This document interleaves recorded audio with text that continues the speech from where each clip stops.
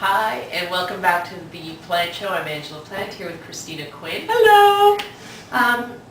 My partner and I spend a lot of money. We are overspending, and I think part of the problem is we're shopping all the time. All the time.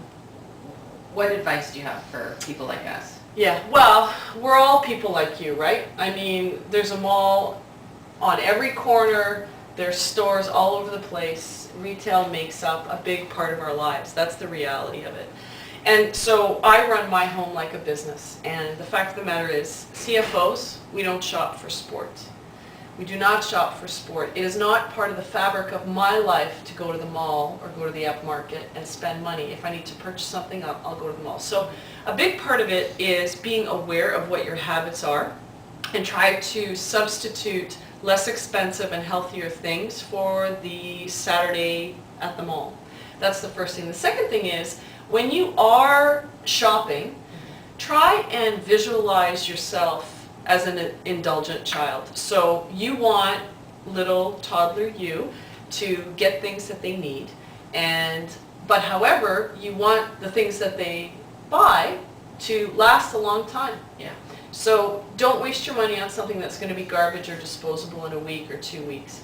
You also want indulgent toddler you to buy things that are going to be meaningful to you. So if you see something that you like, step back, think about it first, maybe leave and come back in a week. And take that time to really think about it, really bring up that level of awareness.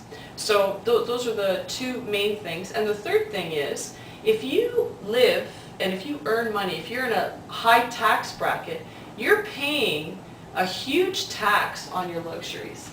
For example, if you make $65,000 a year, the top $2,500 or so is taxed at 33%.